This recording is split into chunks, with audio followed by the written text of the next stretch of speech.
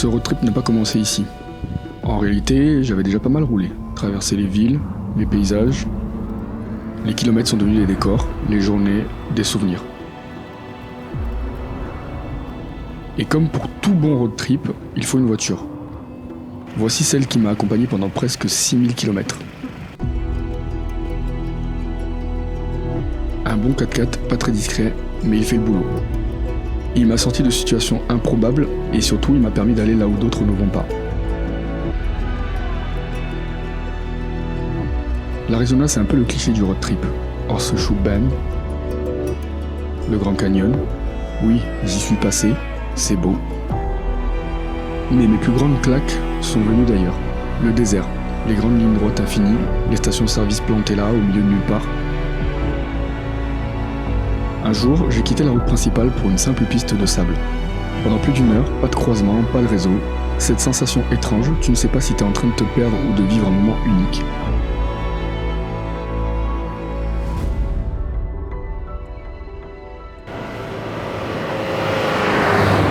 Une fois arrivé, c'était surréaliste.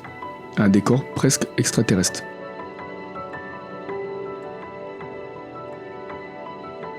Je suis resté là 5 heures, à tourner autour, à faire des photos, comme un gosse dans un parc d'attractions.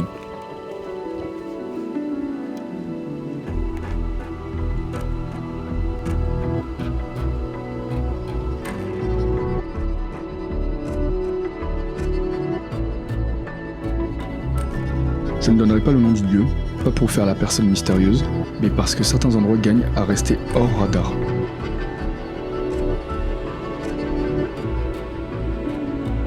Le soir, j'ai profité de la nuit noire pour lever les yeux. Pas de grande surprise, le ciel du désert ne déçoit jamais. Malgré une nuit courte, j'ai quand même profité d'un lever de soleil qui en valait bien le réveil.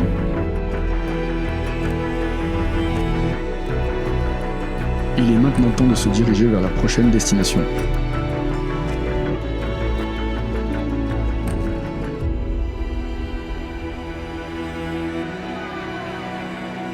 La route qui a suivi n'avait rien à envier à l'endroit que je venais de quitter. Mais pour arriver à ma destination, j'ai quand même pas mal roulé.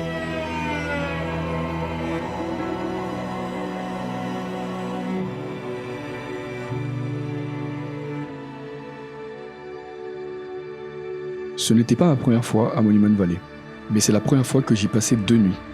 Avec ma tante, on a dormi sur la terre rouge, juste en face des 3 buts.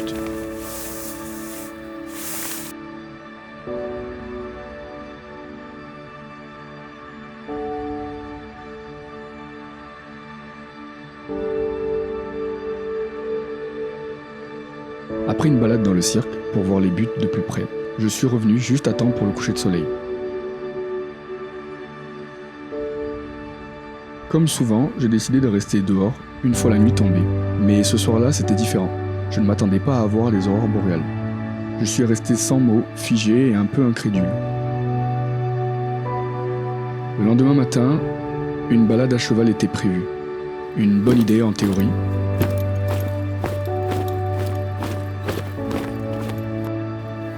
Dix minutes après le départ, la météo a viré. Le vent, la grêle, les chevaux sont devenus nerveux. Bon bah il s'est mis à grêler et on a dû libérer les chevaux. Voilà. Donc on est sans chevaux. Et le truc c'est que bah voilà quoi. On va devoir trouver une solution B. On a donc terminé à pied, trempé, sous la grêle qui nous tapait dessus.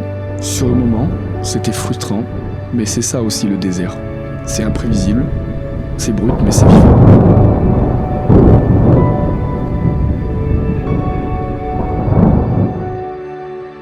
En arrivant dans l'Utah, je pensais avoir vu pas mal de choses. Mais ici, l'ambiance est plus sauvage et plus brute.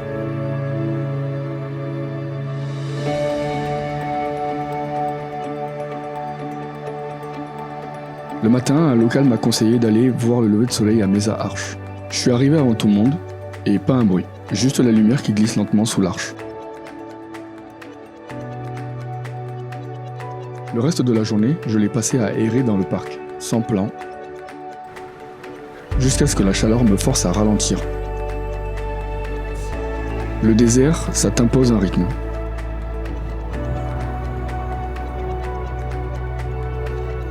Le soir, avec un autre voyageur rencontré sur place, on a cherché un endroit plus tranquille pour le coucher de soleil. Il a fallu chercher un moment, mais on a fini par tomber sur un spot parfait. Et ces genres de lumière, ça s'imprime dans la mémoire.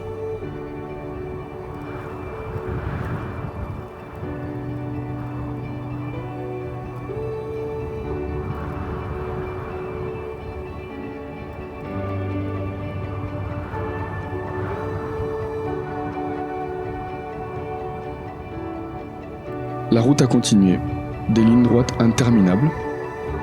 Étrangement, tu te sens bien, entièrement là.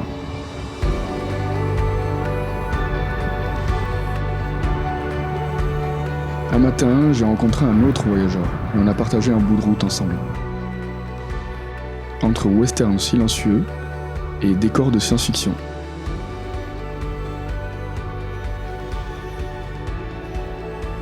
Et comme depuis le début de mon voyage, aucun panneau, aucun guide, juste cette impression d'être tombé dans un autre monde.